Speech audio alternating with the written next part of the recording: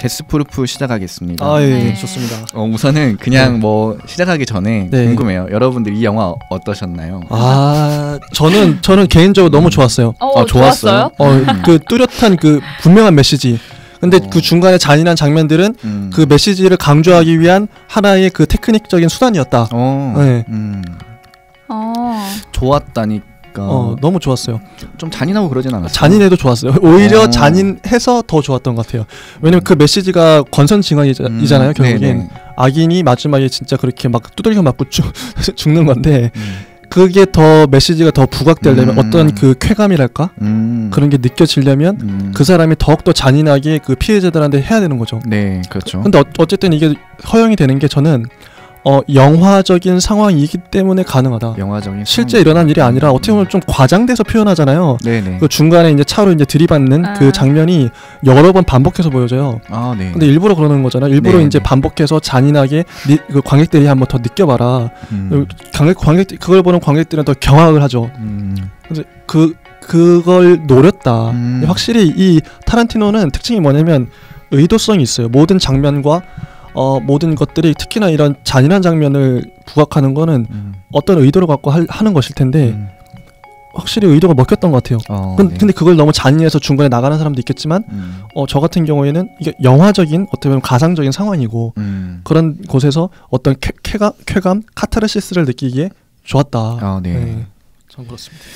이프님은 어떠셨어요? 저는 되게 의문스러운 영화였는데요. 네. 아까 말씀드렸다시피 전 이게 더 옛날 영화인 줄 알았어요. 맞아요. 이게 그런 더 최신 말씀하시죠. 영화라 그래서 조금 놀랬고 네. 저는 이 주인공이 그러니까 남자 주인공 사이코패스 그분이 사실 그 전에 저수지의 개들이랑 펄프 픽션에는 전혀 나오지 않았던 캐릭터라고 생각하거든요. 그러니까 거기에도 나쁜 사람들 많이 나와요. 갱스터들 계속 나오는데 어떤 뭐 보스가 시켜서라든지 아니면 본인의 철학이 있어서라든지 어떤 이유에 있어서 악행을 저지른단 말이에요. 아, 맞네. 근데 이 사람은 정말 그냥 아무 이유 없이 조커처럼 아무 이유 없이 진짜 이유가 안 나오죠. 사이코패스이기 때문에 그쵸. 이렇게 악행을 저지르기 네네. 때문에 맞아, 이유 안 나와. 네. 그래서 저는 그 전에 나온 적이 없는 캐릭터라는 생각이 일단 먼저 들었고 항상 저는 이 감독이 그래도 뭔가를 담으려고 했던 사람인 것 같은데 이거는 진짜 권선징악 외에는 크게 다죠. 뭐. 다룰 게 크게 없는 것 같다. 네. 그래서 조금 놀라운 장르였고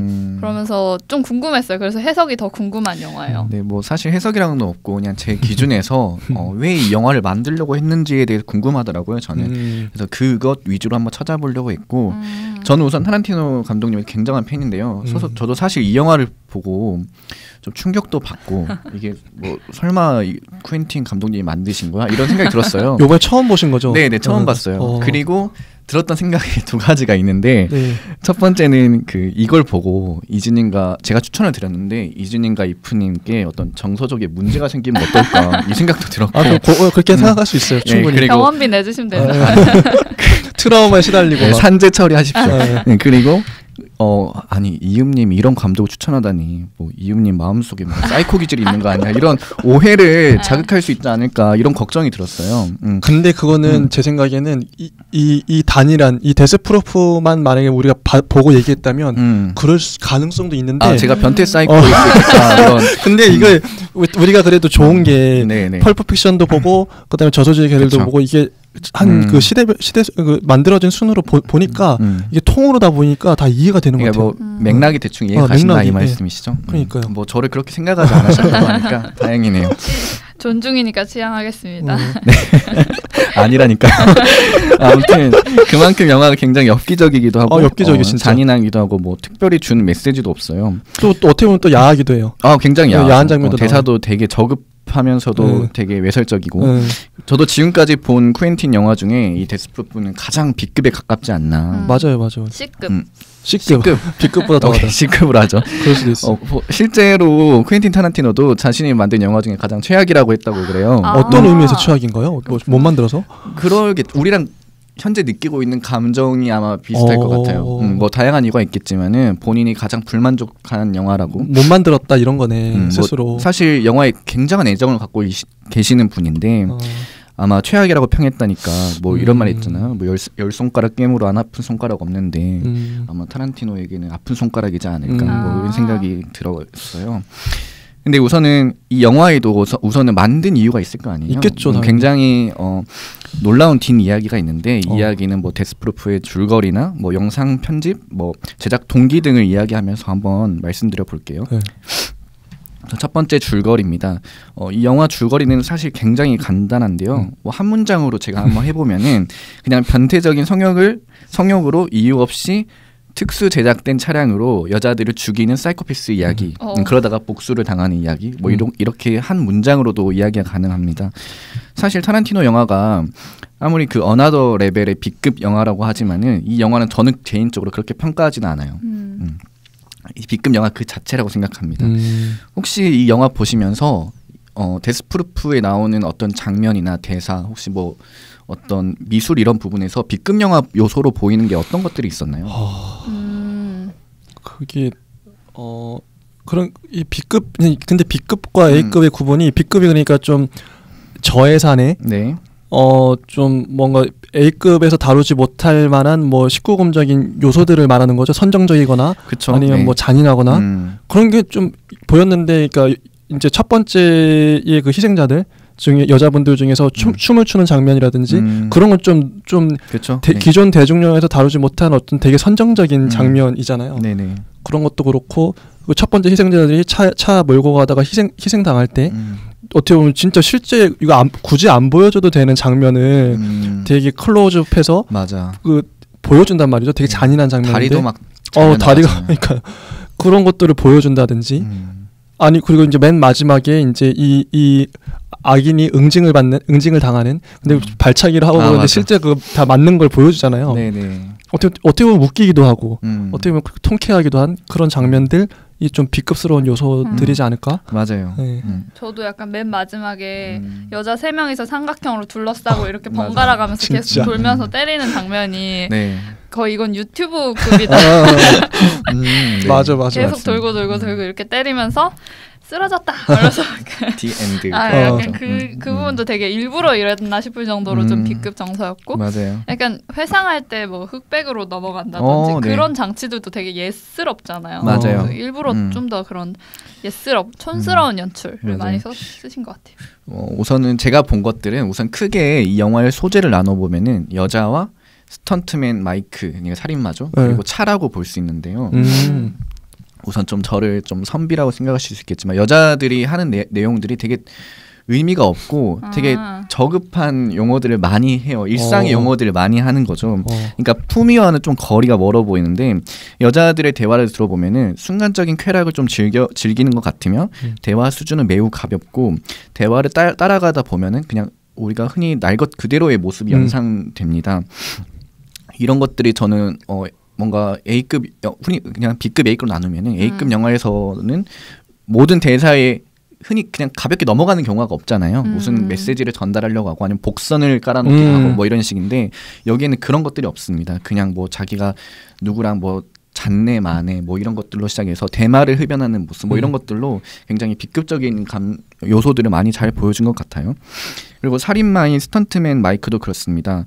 우선 의상부터 매우 올드해 보이고 그리고 눈가 이렇게 칼에 이렇게 베인 듯한 상처가 있잖아요. 상처.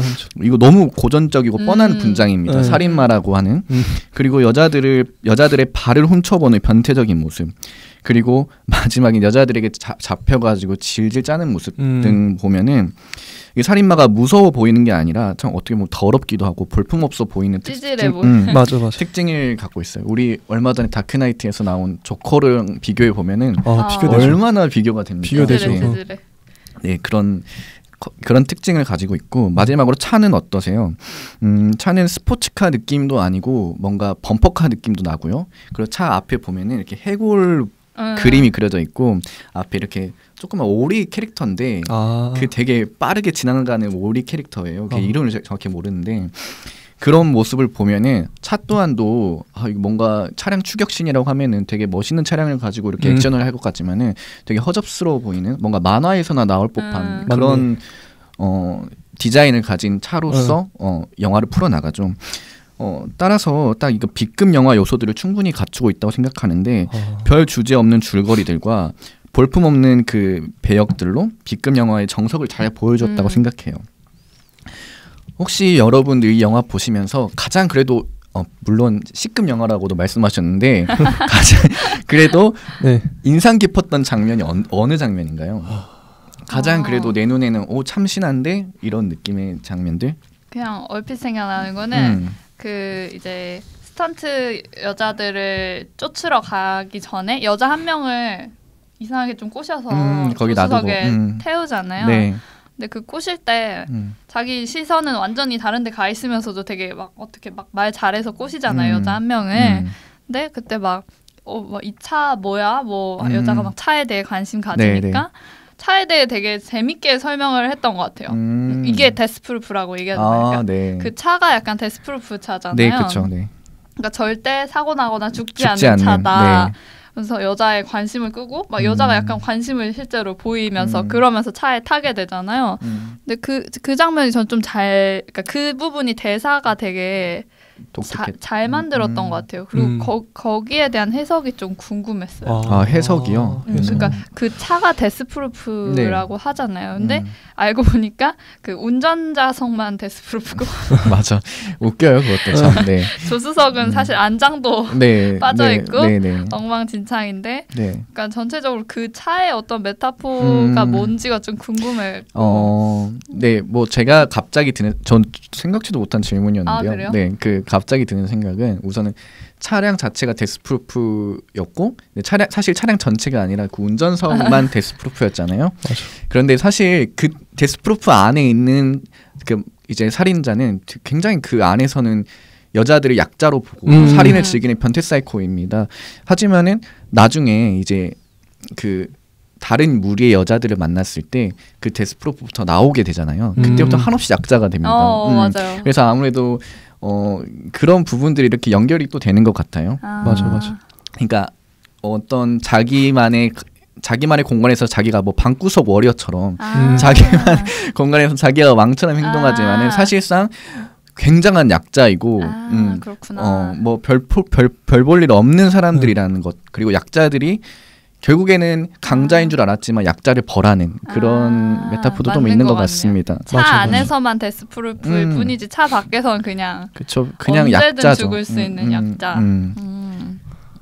그렇구나. 혹시 뭐 이진님이 생각하시는 명장면이라고 해야 될까요? 뭐 그런 거 있나요? 전 아까 처음에 말했던 뭐 중간에 그 사고 장면과 마지막에 그 발차기 하는 장면, 네. 그 장면들이 좀 기억에 남아요 계속. 네, 저도 그 사실 엔딩 장면을 마지막 장면을 봤거든요. 그 추격 끝에 살인마를 잡게 되고 여자들이 일방적으로 패다가 넘어뜨리고 난 뒤에 만세를 외치면서 되게 귀여워요. 그리고 굉장히 그 정지 화면에 그러니까 더 정지 화면으로 멈추고 고전적인 서부 영화 마치 끝나는 BGM이 올라오면서 디 엔드가 이렇게 밑에서 이렇게 쭉 올라오면서 끝납니다. 이게 너무나 그 애스러운 방법이기도 하고 굉장히 뭐 기존 영화 우리가 흔히 보던 영화와는 다른 끝맺음이라서 저는 굉장히 좀 인상 깊었던 것 같기도 해요. 맞아요. 우선 줄거리는 이 정도로 하고 우선은 두 번째로 영상 편집인데요. 사실 영상 편집이라기보다는 좀 아시는 분들은 아실 수도 있지만은 이 영화는 좀 1부하고 2부로 나뉠 수 있어요. 네, 확실히. 1부는 우선은 여자들이 결국엔 죽죠. 그리고 2부는 여자들이 복수를 합니다. 이렇게 나눠볼 수 있는데 물론 쿠엔틴 타란티노가 이 작품을 만들기 전에 이제 저수지의 개들과 펄프 픽션을 만들었잖아요. 네. 여기에도 챕터가 이렇게 나눠지는 것처럼 사실 이 영화에도 챕터가 이렇게 나눠지는 거예요. 근데 이거를 챕터를 나눌 때 그전에는 뭐 챕터 1 아니면 미스터 화이트에서 이게 문구로서 표현을 했다면은 그게 아니고 약간 영상 필름에 문제가 있는 것처럼 표시를 했거든요. 혹시 기억나시나요? 네, 처음에 좀 저는 이해해서 이게 파일 자체의 문제인가, 저도 영화 파일의 문제인가. 네. 근데 그게 의도한 거라면 이것도 또 뭔가 화질마저 연출하는 거 대단한 의도한 거면 대단하다 이런 생각했거든요. 이거는 명백히 의도한 겁니다. 저도 처음에 영화를 보고 제가 공유해 드렸잖아요. 잘못 보냈다. 나 잘못 보냈다. 이거 다시 이거 의도로 했다니. 화질이 손상됐다. 이거 녹화가 잘못됐구나 이 생각이 들었는데 그게 아니고 의도된 거더라고요. 갑자기 흑백이 나오고 갑자기 화면이 선명해지잖아요. 중간에 막 갑자기 끊어졌나? 그 정도까지 심지어 막 중간에 끊어지기도 해요. 그런 느낌이 있어요, 진짜. 예전에 우리 그 비디오 시절 사셨죠, 다들. 다들 홈비디오 시절에 사시지 않았어요? 좋았죠, 그때. 그때 막 녹화 조금 잘못되면은 대사가 중간에 끊기거나 중간중간 막 장면이 대감기 되기도 하고 넘어가기도 하고 막 그렇잖아요. 테이프에 약간 손상 있으면 그 부분만 지지직거리기도 하고. 그래서 막 예전에는 막 테이프 막 그 청소도 막 하고 그랬던 걸로 기억을 해요. 클리너도 있었어. 다들 나이가 유추가 됩니다. 그 장면이 영화에서 보이니 굉장히 참신했어요, 저는. 맞아요, 저도. 그렇구나. 그러다가 뭐 1부가 끝나고 제가 1부라고 우선하겠습니다. 1부가 끝나고 흑백으로 잠깐 넘겨졌다가 2부로 이렇게 화질이 바뀌잖아요. 그때 굉장히 선명해요. 맞아. 근데 왜 이렇게 의도적으로 감독은 화질 차이를 뒀을까? 시간의 차이를 두고 싶었나? 시간의 차이. 약간 그런 여자가 약자고 당하는 거는 과거이고 그러네요. 이제 주체적인 여성상이 온 것이 뚜렷한 현재인 것을 보여주고 싶었던. 그렇죠. 네, 맞아요. 사실 시간의 차이가 있습니다. 두 사건에. 그것도 맞는 말 같아요. 시간의 차이도 있지만 그 질적인 차이, 뭐 방금 말씀하신 것처럼 당하는 측면, 그러니까 일방적으로 그 남자한테 좀 어떻게 보면 남자가 확실히 근데 재밌는 게 일부에서는 남자가 그 카페인가 바에 들어가서 여자들하고 소통하는 장면이 나와요. 네. 꽤 오랫동안 대화를 하고 지켜보고 관찰하고 그러는데 2부에서는 그 여자들하고 어떤 뭐 소통을 한다든지 뭐 대화를 하는 장면이 없죠. 거의 없죠. 없죠. 거의. 그러니까 이게 단절된 부분, 완전히 단절된 2부. 그러니까 1부에서는 좀 뭔가 좀 소통하는 듯한 느낌? 그런 차이도 있는 것 같아요. 근데 확실히 일부에서는 남자가 여자들을 좀 갖고 논다 그럴까? 확실히 그 남자가 그 춤을 추게 만들잖아요. 그 여자를. 원래 그 여자는 그 남자가 나이도 들고 좀 별로죠. 네, 진짜 별로에게 나와서 춤을 추기 싫었는데 남자가 그런 식으로 어쨌든 좀 교묘하게 꼬셔가지고 춤을 추게 만들단 말이에요. 남자가 어떻게 보면 이 여자들을 좀 쥐락펴락하는 느낌? 그쵸. 일부에선. 그래서 그게 오히려 좀 뭐랄까 좀 지지직거리는 느낌에 더 잘 어울리는 것 같아요. 감독도 그런 걸 역겨워했을 잘 만들면서도 역겨워했을 테니까 그런 장면을. 그쵸. 근데 2부에는 좀 되게 선명한 부분으로 여자들이 되게 주체적이잖아요. 진짜 그 라이딩을 자동차에 본네트에 진짜 충격적이었어. 저렇게 즐길 수 있구나. 돛대놀이 이렇게 하죠. 근데 그게 진짜 남자 여자를 떠나서 그렇게 주체적으로 뭔가 좀 모험을 즐기고 그런 모습이 멋있어 보이더라고요. 저런 멋있는 사람들이 싸움도 잘해서 그 남자를 결국에 마지막에 응징하는 그런 부분하고 좀 와닿는 것 같아요. 네, 저도 뭐 처음에 생각했던 거는 일부는 뭐 좀 화질을 좀 손상을 시켜가지고 약간 살인의 장면이나 이런 것들이 일어날 것들을 암시하는 듯한 느낌이었어요. 암시 있네. 그러니까 불안하잖아요. 우리가 이 화질을 보면서 약간 지지직하면서도 음질도 굉장히 녹화도 잘못된 것 같아요. 실제 불안했거든요. 보면서도. 네네. 막 끊기기도 하고요. 맞아요. 그리고 이제 또 관객들에게 무의식적으로 이제 긴장감을 유도시키는 장치인 거죠. 야, 이 사람 천재야. 분석할수록 천재야, 진짜. 네, 그리고 반면 2부에서는 화질을 좀 밝게 설정을 해서 이제 여자들이 당하지만 않겠구나. 뭔가 희망찬 복수극이 있을까 이런 것들 좀 암시하는 듯한 느낌이기도 해요. 실제 그러네요. 네, 뭐 이런 것들을 화질의 차이로서 설명했다는 게 굉장히 놀랍더라고요. 놀랍네요, 진짜. 그리고 약간 지금 든 생각인데 아까 저수지의 개들 할 때 감독이 약간 불편하라고 만들었다 이런 인터뷰 했다 그랬잖아요. 맞아요. 근데 사실 1부는 좀 불편하고 2부는 좀 통쾌하잖아요. 불편할 때는 더 불편하게 하려고 화질도 안 좋게 한 그랬을 수도 있어요. 그러니까 화질도 불편하고 내용도 불편하게 그래서 너무너무 불편하게 다들. 맞아요. 전체적으로 영화가 다 불편해요. 그냥 편한 게 없어. 그 장치로 썼을 거라 생각해요. 이게 내용과 형식이 일치하는 거네요. 진짜 신박하다. 그렇죠. 되게 신박한 감독입니다. 진짜 그러네요. 우선은 영상은 가볍게 이 정도로 이야기하고 세 번째로 제작 동기 그러면 왜 도대체 가장 궁금한 거예요. 이 영화 왜 만들었어? 이거죠. 우선은 왜 여러분들께 여쭙게요. 왜 쿠엔틴 타란티노 이런 단순하고 엽기적인 영화를 찍었을까요? 엽기적인. 찾기는 어렵겠지만은 이 영화를 통해서 타란티노 도대체 무슨 말을 하고 싶었던 건지 한번 여러분들의 의견을 먼저 여쭙겠습니다. 솔직히 저는 어떤 게 떠올랐냐면 우리나라를 예를 들면 그 강남역에서 화장실에서 일어났던 여성 분이 살해당했잖아요. 아, 네. 그 여혐 이제 어떻게 보면 살해 사건이잖아요. 남성한테 그게 보면서 생각이 나더라고요. 이 영화를 다 보고 나서도 확실히 여성들이 어쨌든 남성에게 이렇게 통쾌하게 복수하는 어떻게 보면 페미니즘적인 맥락으로 너무나 유쾌하고 통쾌한 그동안 솔직히 실제 사회에서는 미국에서도 아마 그러겠지만 여성들이나 소수자들이 많이 좀 남성들이나 이렇게 좀 백인들한테 많이 당하는 그쵸, 그런 입장이었을 것 같아요. 네. 미국도. 근데 그거를 타란티노도 분명히 알고 있었을 거고 이 메시지를 그러니까 좀 여성이 좀 남성을 이기는 아니면 좀 통쾌하게 복수하는 그런 걸 좀 만들고 싶었을 것 같아요. 처음엔 그런 좀 순수한 의도 그런 게 있었을 것 같고 확실히 근데 다른 영화 펄프 픽션이나 뭐 저수지의 개들 봐도 그런 좀 뭐랄까 의로운 마음, 네. 좀 좋은 마음이 있는 분이라는 걸 좀 알 것 같고 그래서 근데 그거를 타란티노식으로 표현하다 보니까 좀이 아니지. 되게 많이 잔인해지고 많이 좀 비급스러워지고 네. 선정적이 됐다. 네네. 하지만 근데 어떤 걸 표현하고 싶었는지는 정확하게 알 것 같아요. 너무 분명한 메시지라서. 네. 이프님은 어떠세요? 저도 비슷한 것 같아요. 그때 옛날에 우리 크리스토퍼 놀란 할 때 그 얘기를 했어요. 왜 놀란 감독은 여자 주인공을 안 쓸까? 맞아. 남자 주인공만 쓰잖아요. 맞아. 근데 타란티노는 여자 주인공을 좀 쓰죠. 킬빌에서도 그렇고 아니면은 주변 인물인 여자들도 이렇게 힘을 가진 여성들로 많이 표현을 하잖아요. 주체적으로. 근데 이게 사실 요새 만들어진 영화가 아니라 이렇게까지 페미니즘이 수면 위로 올라오기 전에 만들어진 영화잖아요. 그러니까 감독이 아주 예전부터 여성의 그런 권리나 그런 것의 개선에 대해 관심이 있었다고 볼 수 있을 것 같아요. 네. 지금이야 모두가 맞아요. 관심 있지만 그때는 아니었거든요. 맞죠. 그때만 해도 여자는 뭐 집에서 뭐 살림살이나 해야지 뭐 약간 뭐 남자가 사업을 하다 보면 그치. 밖에서 무슨 일이 있어 밥이나 해야지 뭐 이런 맞아. 그런 일이 있을 수도 있지 이런 그쵸. 세상이었는데 그때부터 맞아. 사실 이런 성견지명적인 그러니까 좀 깨어있는 생각을 조금 하고 있었던 사람인 거를 알 수 있는 것 같고 네. 그거를 그냥 되게 다른 거 없이 그것만 딱 보여준 영화 그러니까 군더더기를 다 떼버리고 그냥 여자가 힘을 가지면은 어떻게 되는지 보여주고 싶은 네.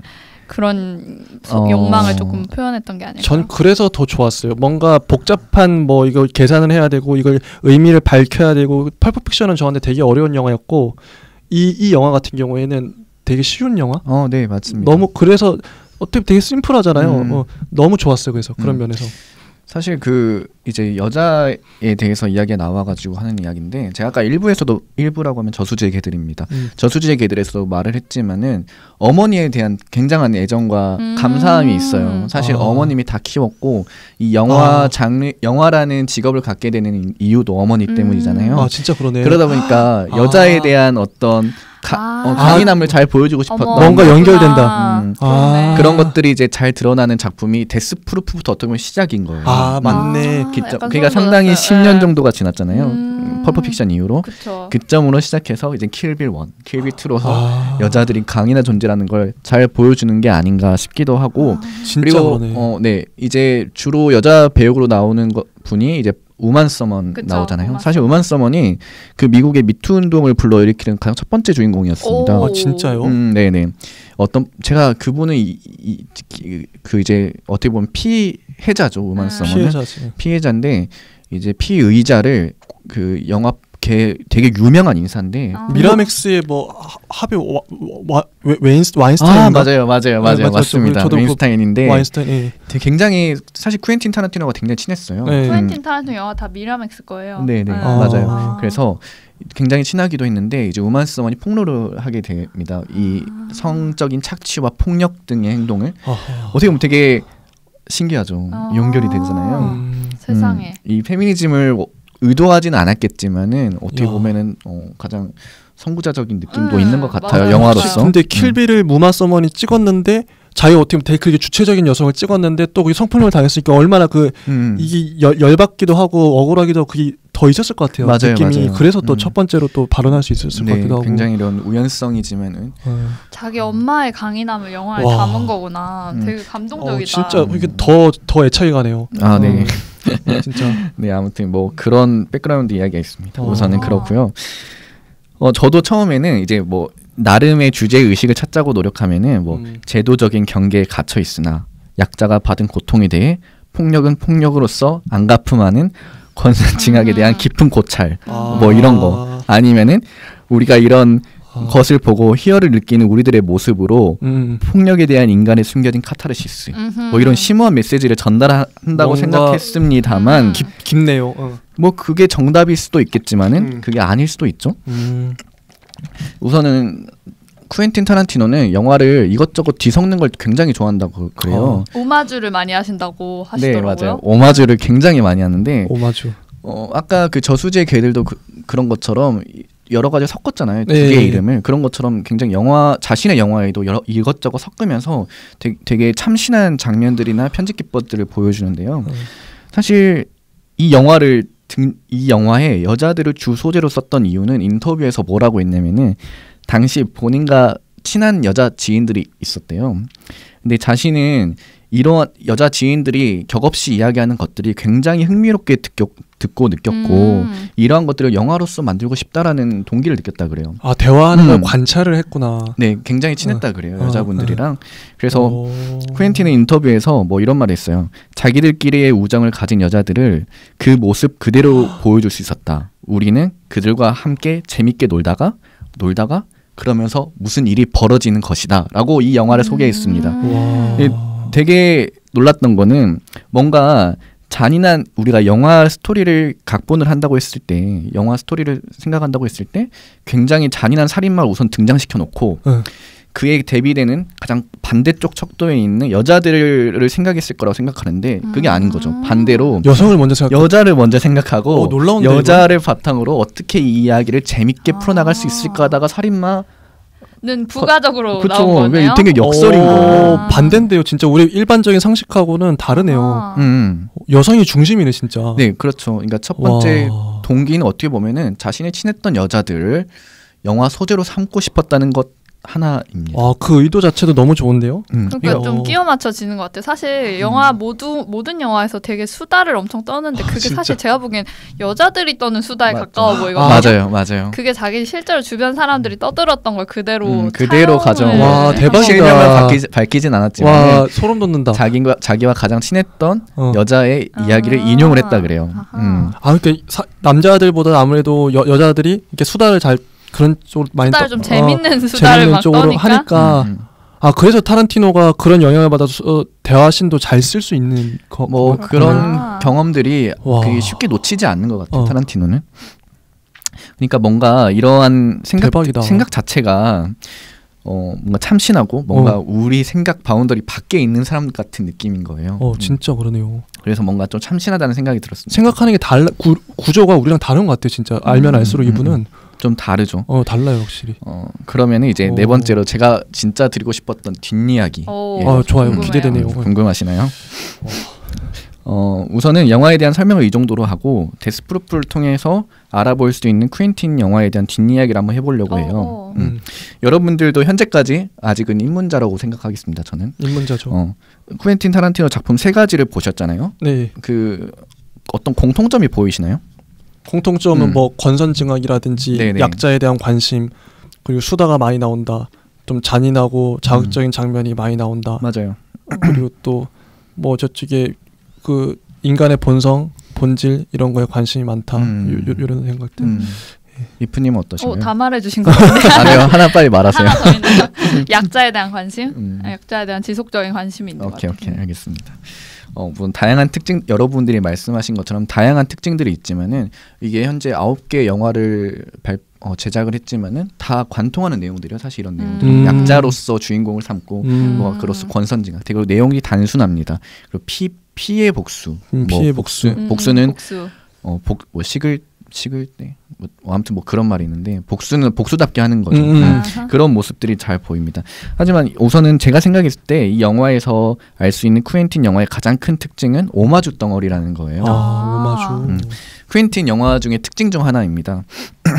물론 그가 본 영화들이 무수히 많고 다들 옛날 영화가 많아서 이 부분이 어떤 영화의 어떤 장면이야라고 말해도 몰라요. 모르죠. 너무 70년대 영화들을 굉장히 많이 끌고 왔더라고요. 우리 어떻게 알겠어요. 그러니까 우리가 단순히 영화를 좋아하는 수준에서는 알 수 없는 내용들이 되게 많아요. 맞아요. 그냥 간단하게 말씀드리면은 영화의 일부는 그 슬래셔 무비라고 하죠. 굉장히 잔인하면서도 그 공포를 자극하는 영화들, 살인이 일어나는 영화들에 대한 자기가 텍사스 전기톱 살인 사건 이런 거, 네, 스크림 뭐 이런 것들 있잖아요. 그런 영화들에 대한 오마주였고 이제 2부는 그냥 자기가 봤던 무수히 많은 자동차 추격 시의 장면의 오마주였다고 그래요. 와. 다르네요. 질감이 서로 다 장르가 다르네요. 그렇죠. 그래서 뭐 슬래셔 무비답게 영화를 조금 지지직거리면서 뭔가 비 오는 듯한 장면도 꽤나 많이 나오고요. 그래서 슬래셔 무비 좀 약간 공포스러운 분위기를 좀 자극했던 것 같고 자동차 추격시는 자동차 추격하는데 비가 오면은 굉장히 우울하잖아요. 그쵸. 안 어울리잖아요. 네. 그래서 약간 좀 햇빛도 쬐고 굉장히 넓은 그런 허허 벌판을 달리는 듯한 느낌을 주면서 그런 느낌을 준 것 같아요. 와. 그러니까 뭐 저도 직접 영화들을 제목을 찾아봤는데 70년도 영화가 대부분이라서 저도 잘 모르겠더라고요. 근데 뭐 이뿐만이 아니라 쿠엔틴 타란티노는 제가 아까 말씀드렸다시피 B급 영화에 되게 관심이 많았어요. 그래서 B급 영화 자체에 대한 오마주도 있습니다. 자기 어린 시절에 대한 향수죠, 어떻게 보면은. 사실 데스프루프라는 제목으로 나온 게 아니고요. 그라인드하우스라는 영화에 그라인드하우스가 영화 두 편으로 이루어져 있거든요. 네. 하나는 데스프루프고 하나는 그 플래닛 테러라는 영화예요. 이제 로드리게즈라는 감독하고 공동으로 그분도 완전 B급 B급이죠. 아니에요? 네, 맞아요. 이제 공동으로 이제 각본을 썼고 이제 각각 감독을 맡았어요. 그래서 거기서 단독으로 나온 게 데스프루프입니다. 이제 여기서는 조금 그 B급 영화가 그러면 어떤 것이냐 이런 거에 대해서 역사적으로 좀 한번 이야기를 나눠보고 싶은데요. B급 영화의 역사. 좋아요. 사실 한 30년도에 그 미국 경제가 굉장히 힘들었습니다. 대공황으로. 그래서 영화 산업이 굉장히 휘청거리게 돼요. 그래서 근데 영화 감독들이 살기 위해 영화는 찍어내야 되니까 그래서 그때 고안했던 게 이제 우리가 흔히 생각하는 B급 영화입니다.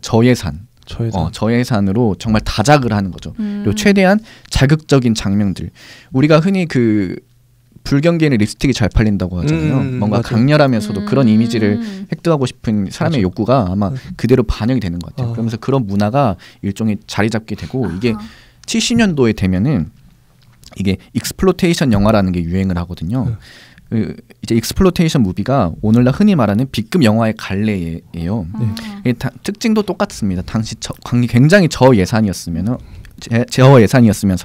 다작이기도 하고 굉장히 서브컬처 문화를 다루는 그런 영화 특징을 갖고 있어요.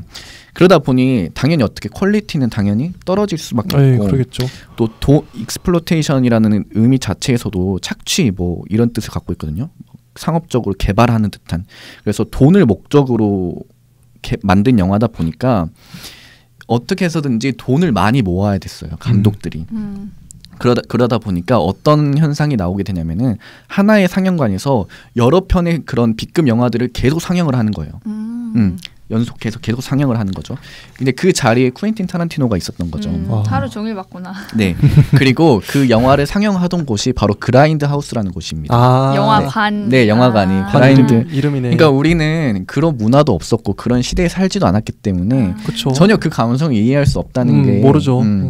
어떻게 보면은 네, 이해할 수 없는 게 당연할 수밖에 없는 것 같아요.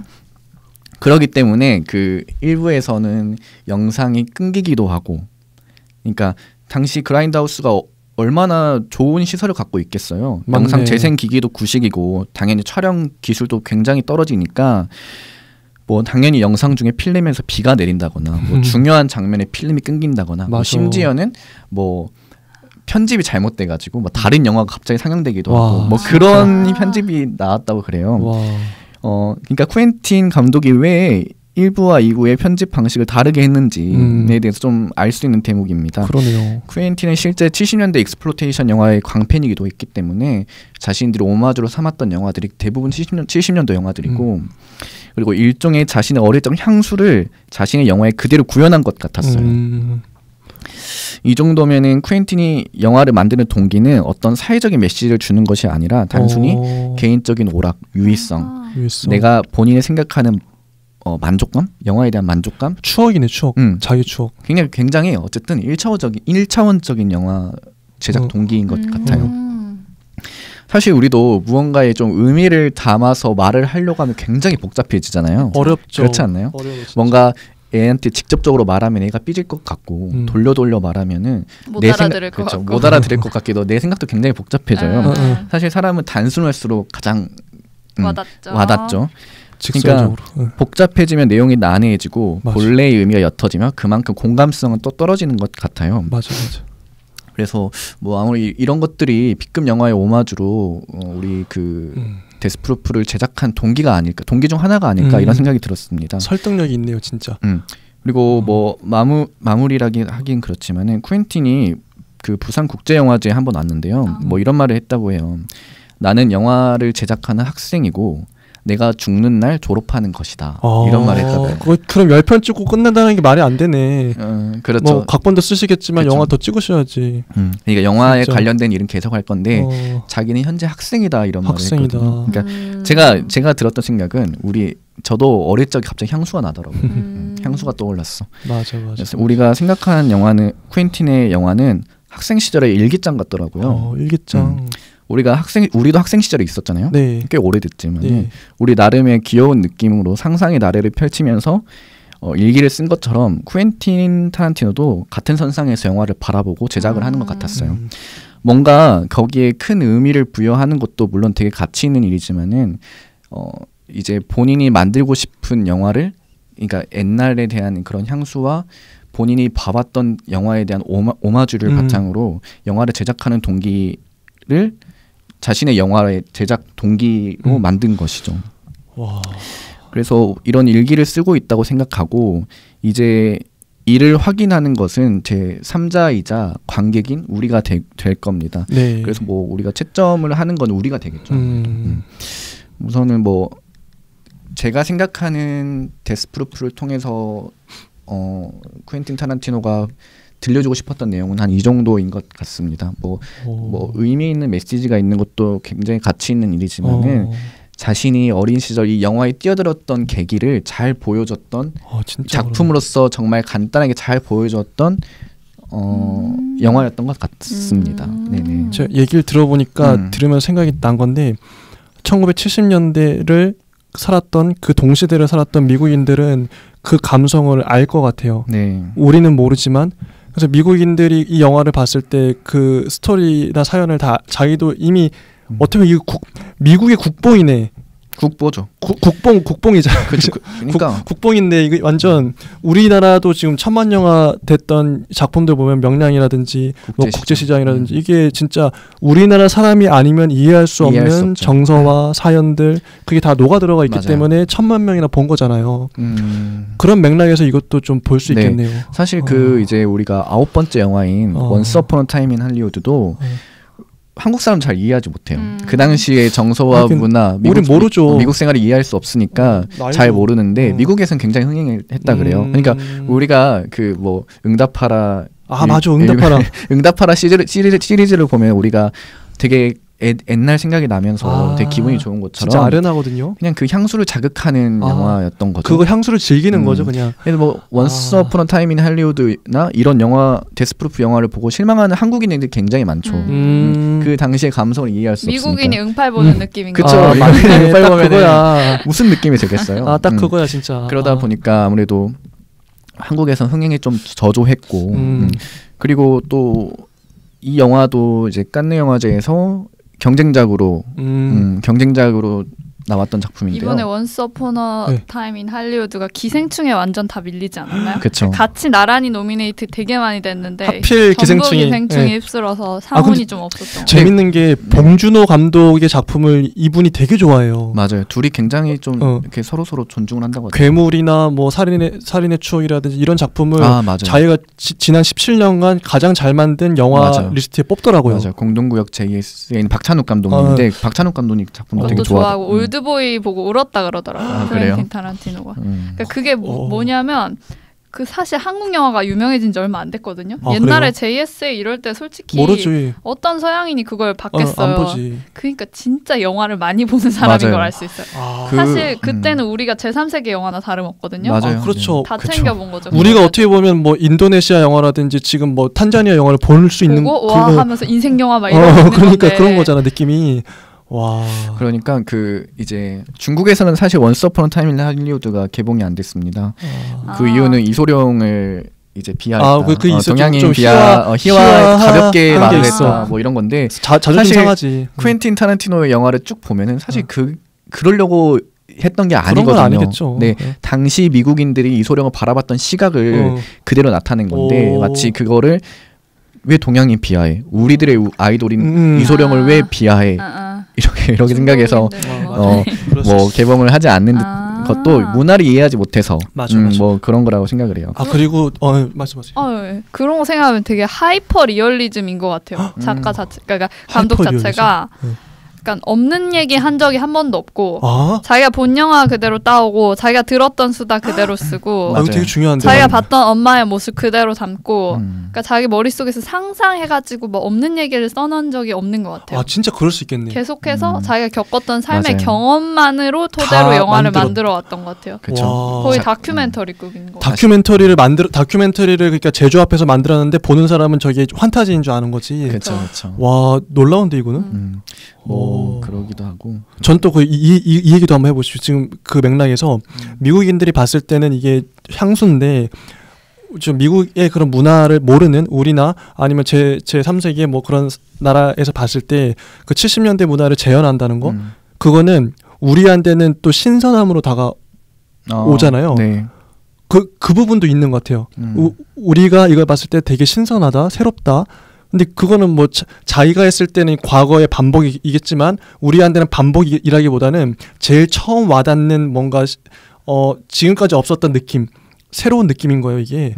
그래서 쿠엔틴 타란티노의 영화가 보는 사람의 입장에 그 나라마다 또 관객의 입장마다 달라질 수 있을 것 같아요. 아까 뭐 저쪽에 펄프 픽션도 우리가 의인이 되기도 하고 뭐 목자가 되기도 하는 것처럼 이게 우리 입장 저는 그래서 이 모든 영화들이 다 새로웠어요. 저는 뭐 오마주나 뭐 그 경험 전혀 모르니까 완전 제로 베이스에서 이 영화를 다 보고 있으니까 다 그냥 새로운 거예요. 너무 신선하다. 맞아요. 이런 거. 그러니까 뭐 킬빌도 사실 앞으로 볼 킬빌도 굉장히 그 일본 영화 오마주가 많습니다. 네. 우리는 모르겠지. 되게 모르죠. 당연히 모르죠. 모르겠지. 그러니까 신선한 거지. 근데 이제 뭐 우리 그 이진님께서 말씀하신 것처럼 왜 이렇게 대사에 동양인 비하나 뭐 역사 흑인 비하 이런 게 많을까? 라고 의문을 가지시는 분들이 많아요. 실제로. 있겠죠. 이런 거 비판하시는 분도 많고. 그러니까. 하지만은 쿠엔틴은 목적은 이런 비하나 이렇게 저급화시키는 게 아니라는 거죠. 실제로 그 비열하게 저급화한 소재를 바탕으로 어떻게 보면 복수를 하는 대상으로 선정을 해가지고 이렇게 멋지게 복수를 하잖아요. 맞아.